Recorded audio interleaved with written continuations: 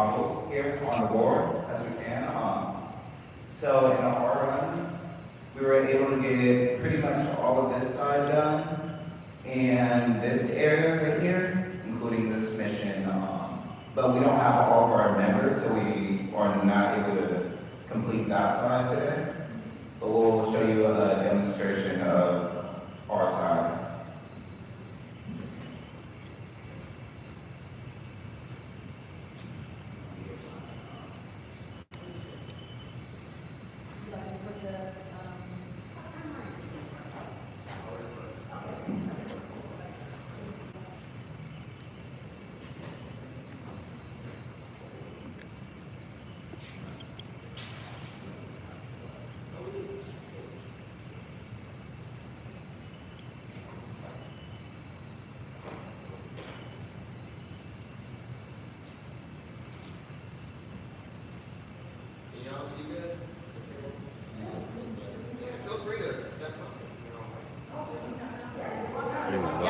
Ain't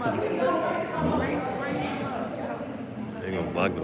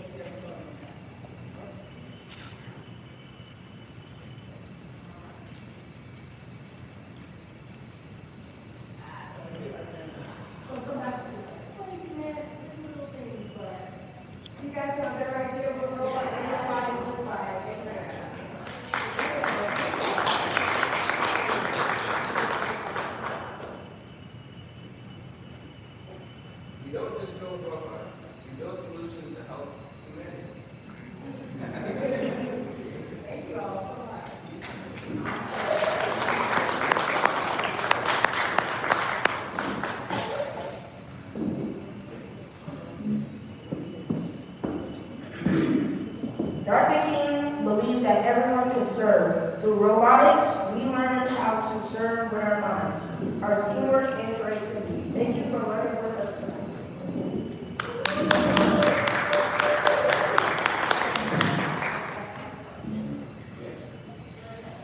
I had a real quick question because I noticed you said wrong code, so I want to know like how many codes do you have already preset for the robot?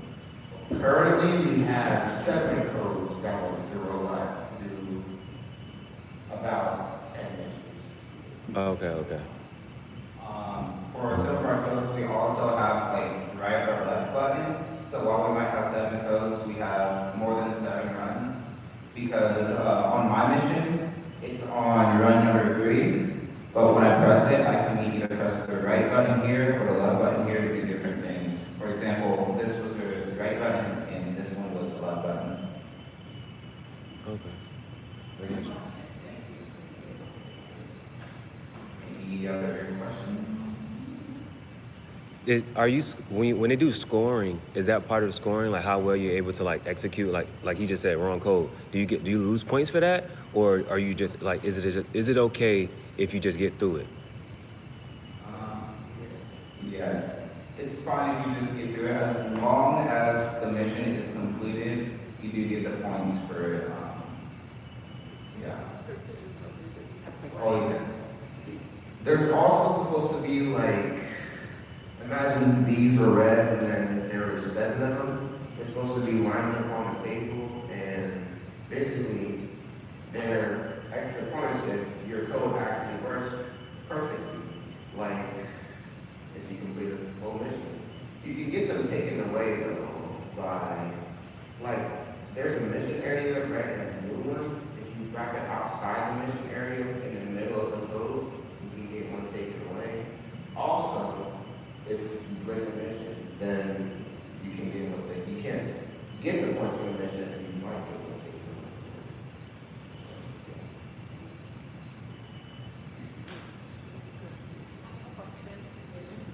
You said that you don't just build robots, that you solve real world problems.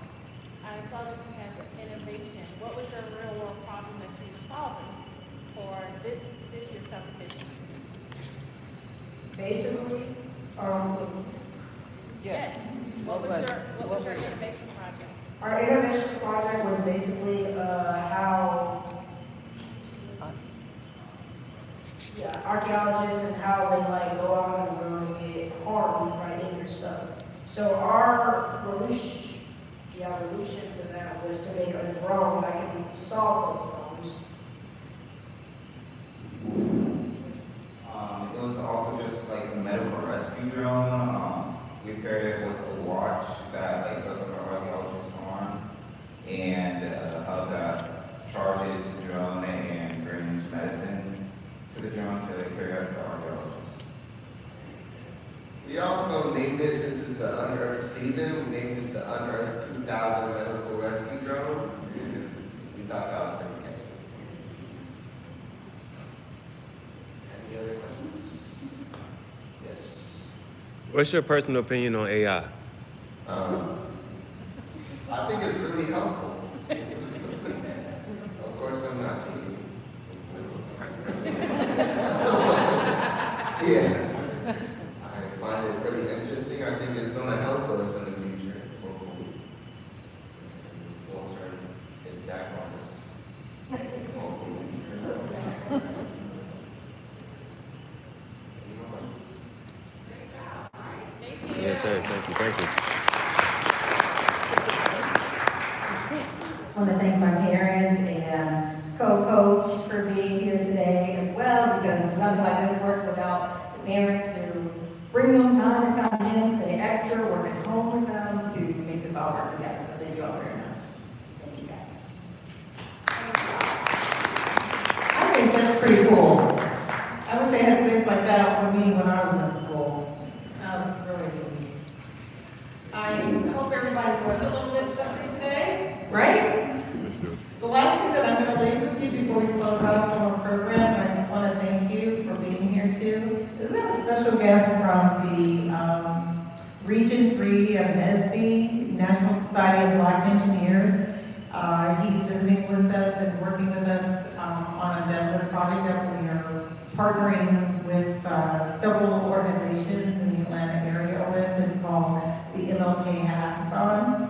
And our goal with the Service Learning Hackathon is to really raise up the next generation of servant leaders powered by STEAM that do things in an ethical way using AI and machine learning. So this question was appropriate, really on time. And I just want to invite our guest, Mr. Cameron Dawson, to come forward and just say a few words about what he sees as the future of youth and boys and how that ties in with the dream.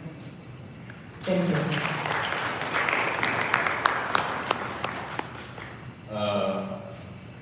Before I start, honestly, Joshua, get up here. I'll let you introduce yourself second. Because, just to give a brief introduction, my name is Cameron Dawson. I'm the Region 3 Pre-Collegiate District Chair for the National Society of Black Engineers. I am a senior student at the University of Alabama. I'm studying mechanical engineering. Just a brief overview of, what I came into starting out in the NESB organization. I'm actually relatively new to NESB in general. I've only been in the organization for 3 years total at this point. I got into NESB real late. If I didn't have a co-op, I probably would have left college and never knew it existed. And seeing, when I got into NESB and finally figured out what I was missing out on, I realized that when you aren't connected with your community, you can really miss out on things that are very important and very useful to, just going out and getting a career and actually, learning what are you giving back to? Who are you giving back to? You always hear, but I was told you back then I would understand it, but who was I giving back to? I didn't know. I wasn't in tune with my community. So things like this are sort of what have been my goal in my term so far as the Region 3 PCI chair. And I have to thank Mrs. Stewart for reaching out to me first when I first got into my term. She pretty much gave me a launch pad, I guess you could say a baseline for ideas that I could have and what I could work with in terms of what I could do with my term. So without her, I wouldn't be able to do a lot of the things that I'm taking from her and bringing to other organizations who are also looking to help out with their community. So things like this right here, where you can get out and actually meet people, put names to faces. There are a lot of people that I've seen maybe once or twice, but for the most part, I see names in email lists, and I don't really get to actually put a name to a face, like Mrs. Barnes over there, or Miss Terry Nicole, who I've seen multiple times in my email list, but for the first time today seeing her, I'm like, hey, wait a minute, I know that name. So that's just, my story, a brief overview of what I'm trying to do, how I'm trying to do it. And I'd like to say thank you all for coming. Thank you all for giving me a place to come to. I'm originally from Birmingham, Alabama, so being able to come across state lines and, just join in on such a nice community event is just a great thing to be very thankful. But I would also like to introduce another one of our Region 3 board members. This is Joshua Reed. Woo! Alright, as you mentioned, my name is Joshua Reed. You can call me Josh. And I'm actually one of the newly appointed members of the regional board.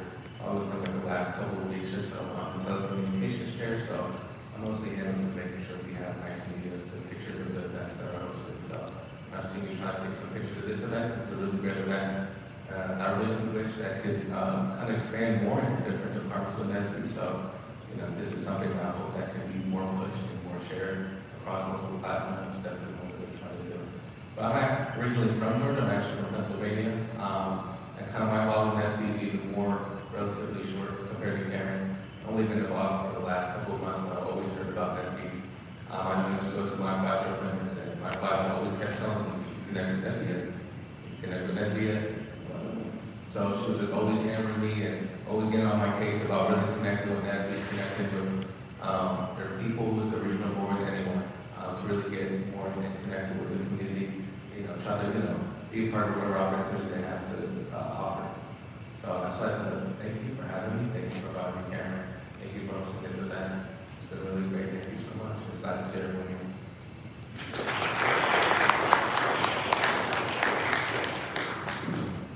Really appreciate you all.